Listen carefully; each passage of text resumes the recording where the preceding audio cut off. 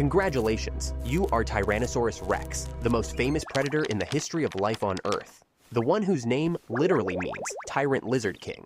Though the scientists who named you in 1905 did not yet know that you were closer to a bird than a lizard, and that calling you a lizard would, in retrospect, be one of the funniest things paleontology ever did in public. You are also, at this precise moment, the size of a turkey.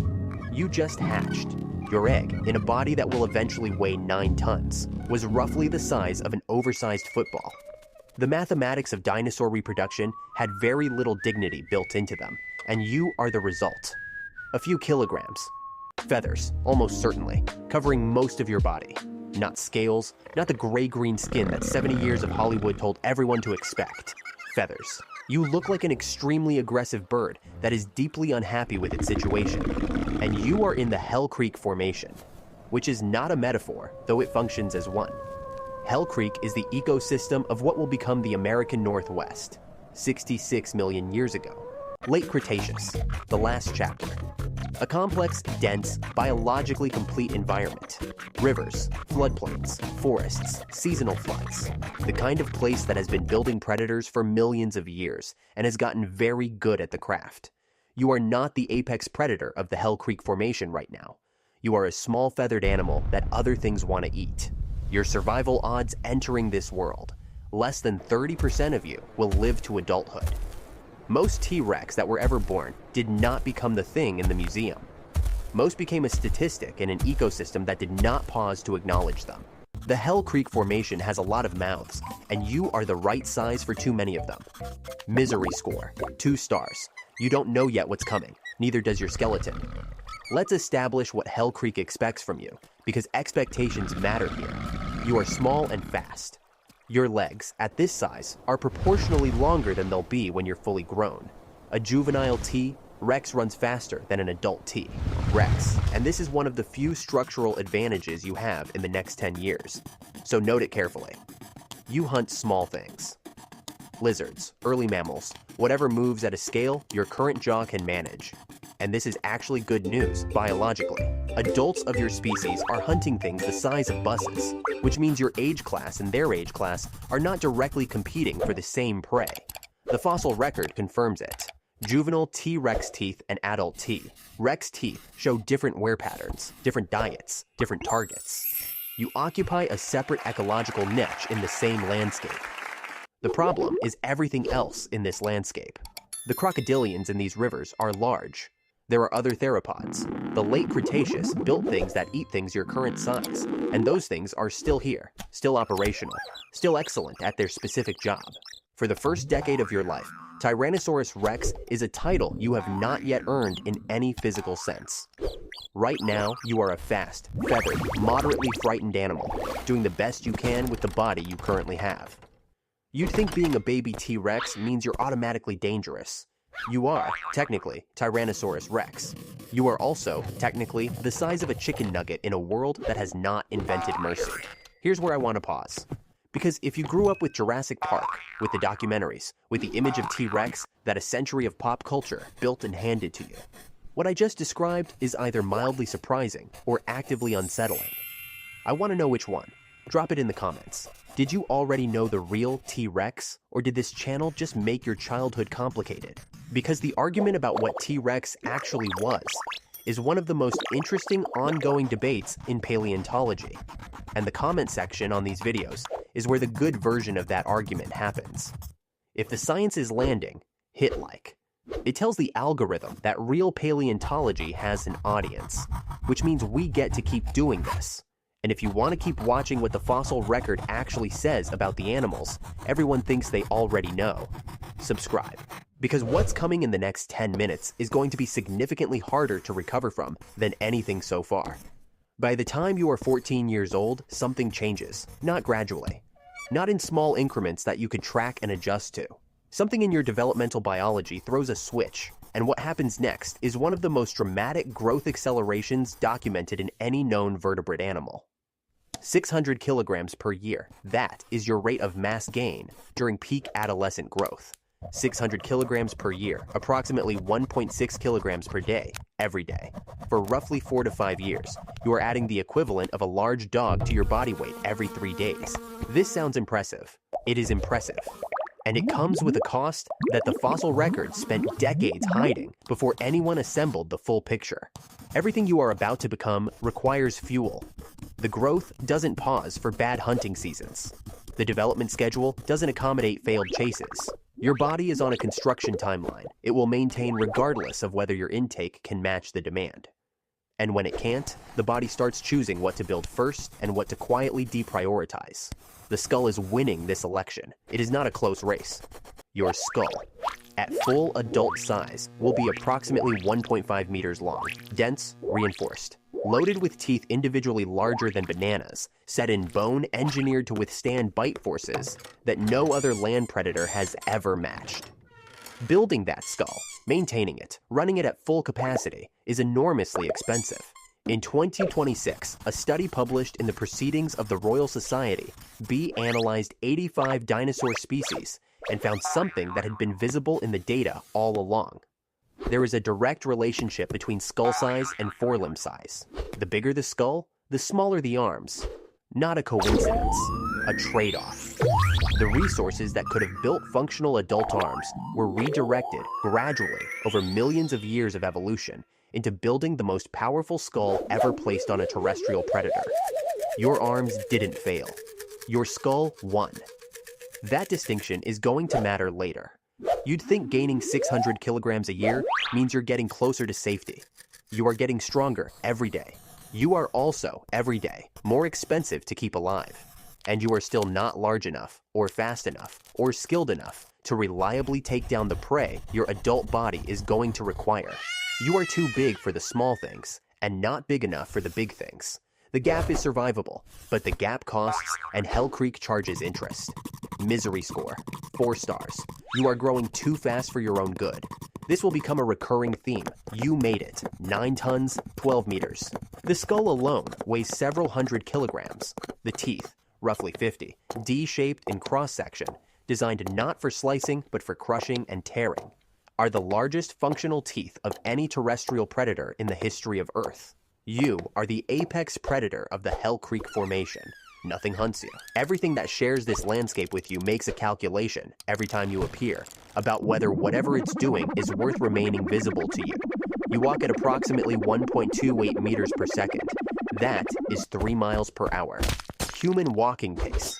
The speed at which a person gets coffee on a Tuesday morning. A study modeled your gait biomechanics using full skeletal proportions and concluded that this was your preferred speed. Not your maximum, your preferred. The comfortable cruise, your maximum speed, somewhere between 12 and 15 miles per hour. Which sounds more impressive until the next part. At full running speed, the stress on your leg bones would likely cause fractures. The body that took 20 years to build could not safely run at its own top speed. You are 9 tons of muscle and bone that was, structurally, better off not sprinting. And a 2026 study published by the Royal Society confirmed what the bone structure had been suggesting for years. You walked on your toes, heel elevated, a gait similar to modern ostriches. The most famous predator in Earth's history had an ostrich walk. This is a scientific fact, published in a peer-reviewed journal. I have nothing to add to this. What it means practically, you do not chase things. You intercept them. You position. You use the landscape. You are not a sprinter. You are a strategist with 9 tons behind every decision. And 9 tons needs to eat. The estimates for T-Rex daily caloric requirements range from 80,000 to 200,000 calories per day. Even at the low end, 80,000 calories is a debt that starts running the moment you exist and does not stop. You wake up and the obligation is already there. A triceratops, an adult one. 6 tons, 3 horns, a frill built like a structural shield. Legs capable of redirecting that mass with significant speed when motivated. This is your primary prey, and your primary prey is actively equipped for the specific problem of being your prey. The frill, the horns, the thick skin over vulnerable areas. Triceratops has been co-evolving alongside your lineage for millions of years, and every feature that makes it harder to kill is a feature your predatory pressure selected for. You built each other. Your bones know this. Multiple T-Rex specimens carry healed wounds consistent with horn impacts, punctures, fractures, damage to the face and skull. This wasn't predator versus passive prey. This was an arms race conducted in flesh and bone, preserved in damage patterns on both sides. The hunt is not a movie, it is a calculation. You locate the animal, you approach, and at 9 tons, the approach is the whole game. You use terrain, you use wind direction. You use the specific knowledge of this landscape that comes from years of operating in it. And at some point, you commit. The bite goes to the body, not to the throat. Your bite is designed for bone crushing, for delivering maximum structural damage to large prey. Fossil evidence shows bite marks concentrated on the torso. You are trying to compromise the prey's ability to function, not execute a clean kill. The Triceratops does not cooperate with this plan. When it works, it is enormous. The calories in an adult Triceratops could sustain you for days, possibly a week. You eat until you cannot eat more. When it doesn't work, you burned thousands of calories you cannot immediately replace. And now, we need to talk about eating, specifically about the arms. Your arms are approximately 1 meter long. Your body is 12 meters long. Your skull is 1.5 meters long, longer than your arms. Your arms cannot reach your mouth. This is not an estimation or an inference. It is a geometric fact, measurable in every complete specimen, confirmed across every adult individual ever found. The arms end at roughly half the distance to the jaw. When you eat, you use the skull. You bite, you grip, you use your neck and the weight of your own head to tear. And when you need to position food to swallow it, you do what biomechanical analysis indicates. You toss your head back, let gravity assist, and swallow. You are the apex predator of the Cretaceous. You have a bite force that could crush a car. You just threw a piece of Triceratops into the air and caught it in your mouth like a dog at a birthday party. This is fine. The arms were not nothing. The muscle attachment points in the shoulder suggest significant mass. You were not carrying ornamental sticks. The claws on the 2 functioning fingers show wear patterns in some specimens, evidence of actual use. The 2026 study was not saying the arms were useless. It was saying the arms lost a resource competition with the skull, and in that competition, the skull was always going to win because the skull was the whole point. The arms did something. 100 years of active study by intelligent, funded, motivated researchers. No consensus. The arms remain officially contested, which means the arms are, somehow, simultaneously a punchline and an unsolved scientific problem. This is the most T-Rex possible outcome. Misery score, 4 stars. You are the most powerful thing alive. The math is still never fully in your favor. Nothing about this has changed since you were the size of a turkey. There is a T. Rex in the Field Museum of Natural History in Chicago called Sue. Sue is the most complete T-Rex skeleton ever found, approximately 90% of the bones, recovered from South Dakota in 1990 by paleontologist Sue Hendrickson, who spotted the skeleton eroding out of a cliff face on a morning walk. Sue the dinosaur is named after Sue the scientist. Sue is approximately 28 years old at time of death. For a T. Rex, this is considered old. Sue's skeleton is a document of what it cost to get there. Healed rib fractures, multiple. Something hit Sue hard enough at some point to break ribs. Sue survived. The bone closed over the break, which means Sue kept hunting, kept eating, kept doing everything a 9-ton predator does while carrying fractured ribs. Because the alternative to continuing was not continuing, and Sue continued. The fracture and the healing are both preserved in the same bones. Bone spurs on the spine and tail. Arthritic changes consistent with decades of physical stress accumulated in a body that weighs 9 tons and does not have the option of resting instead of hunting. Damage in the right arm. Evidence of a torn tendon attachment. Something yanked Sue's arm at some point with enough force to damage the bone where the tendon connected. This healed. Sue kept going, and then the holes in the lower jaw. Circular lesions, irregularly spaced. The leading hypothesis, trichomoniasis, a parasitic infection found in modern birds, which are the closest living relatives of T-Rex. The same infection kills raptors today. In Sue, the lesions are extensive enough that researchers believe they may have compromised the ability to eat effectively in the final years. Then there is Scotty, from Saskatchewan, the largest individual T-Rex ever found. Scotty's skeleton shows a healed rib fracture that analysis indicates was still in the process of healing when Scotty died.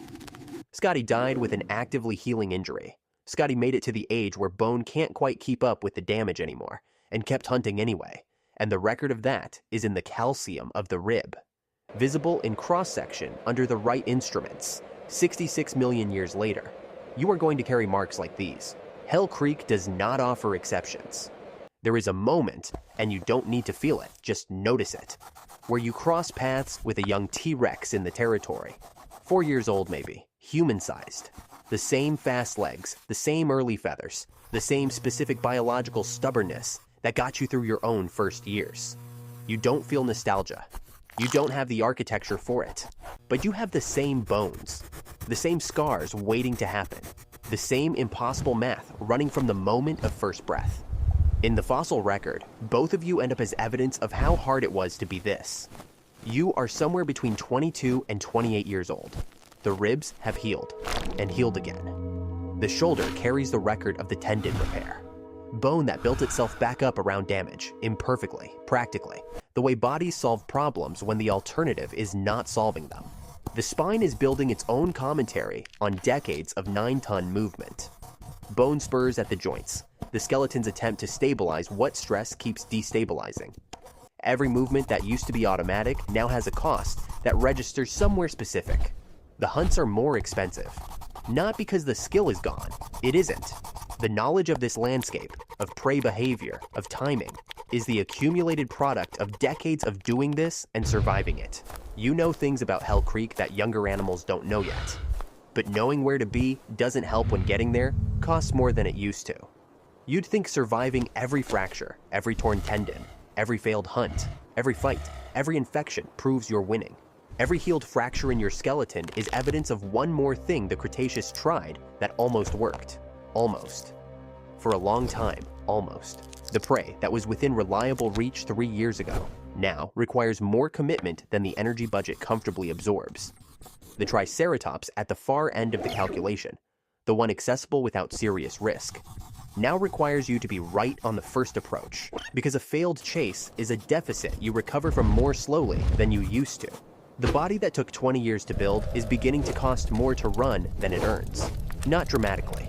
Not all at once. Just the slow, accumulating math of a machine that has been operating at its own limit for decades and has finally reached the place where the limit starts to move inward. Hell Creek doesn't notice. The rivers keep moving. The prey keeps existing.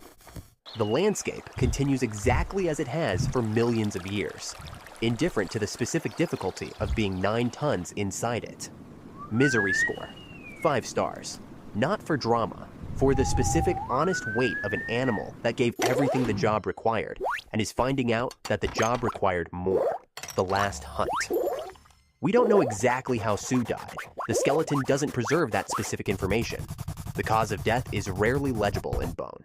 What we have is the full inventory of Sue's body at the end. Every healed fracture, every bone spur, every lesion in the jaw, every repaired attachment point. A complete catalog of everything that tried and everything that was survived. The last hunt was probably not epic. A 28-year-old T-Rex with arthritic spurs in the spine and lesions compromising the jaw does not have the luxury of waiting for a perfect opportunity. You hunt what's there. You commit to the angle you have. You do what you have done every day of your life in this landscape, with what remains of a body that spent decades doing it. And at some point, for the last time, you don't get back up. Hell Creek continues. Other T-Rex continue. The prey animals continue. The rivers, the forests, the Cretaceous sky. All of it keeps going because individual deaths are not events at the geological scale. They are facts, noted by sediment and then covered over. Your bones settle into the earth. In 66 million years, they're still there. 66 million years later, a rock approximately 10 kilometers across enters Earth's atmosphere at roughly 20 kilometers per second. Impact, what will be called the Yucatan Peninsula, Mexico. The immediate area is simply erased. The secondary effects, ejecta, sulfur, ejected into the upper atmosphere, a years-long impact winter that collapses food chains globally, reach everything. Every non-avian dinosaur on Earth is gone within approximately 10,000 years. 10,000 years is an eye blink at the geological scale. Inside it, it is the end of everything that was. You did not fail the asteroid. You were not weak enough for it to succeed. The asteroid didn't negotiate with bite force or survival odds, or the number of rib fractures survived. The asteroid was a physics event, and physics doesn't care who the apex predator was. This is the part of the story that doesn't have a lesson, it just has an ending. Congratulations, you are Tyrannosaurus rex. Your bones are in the Field Museum in Chicago, and the Royal Ontario Museum in Toronto, and museums on every continent that has a museum. Children stand in front of your skeleton and believe, instinctively and correctly, that they are in the presence of something significant. Your arms are the punchline of 1,000 jokes. In 2026, a study of 85 dinosaur species finally published what the data had been suggesting for years. Your skull got so large that it consumed the resources your arms could have claimed. The trade-off that built the most powerful bite force in terrestrial history left two small, muscular, contested, ultimately inexplicable arms attached to the front of you. 100 years of research, no consensus. The arms remain officially unsolved. You walked at 3 miles per hour. The Royal Society published this finding, and the internet has never fully processed it.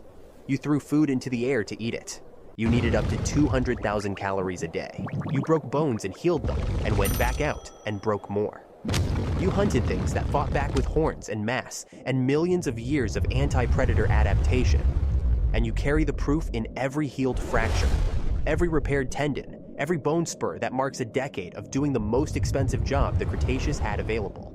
You were, at every single stage of your life, operating at the absolute limit of what your body could sustain. That's not weakness. That's what it costs to be the most powerful thing on Earth. Every day, for 28 years, you paid it. And then a rock showed up, and it turned out that being the most powerful predator in the history of life on Earth wasn't the variable that mattered. Your bones lasted 66 million years. Your reputation lasted longer. Neither one was ever quite enough. If the idea of an animal built perfectly for one world and then erased by something completely outside that world is sitting with you right now, I want you to look at the card on your screen.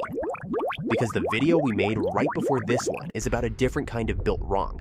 Not too famous, not too powerful. Just an animal with one design feature that worked perfectly for 10 million years. And one fatal flaw it never saw coming. Different ocean, different era, same ending. The neck didn't bend. It's on the card. See you there.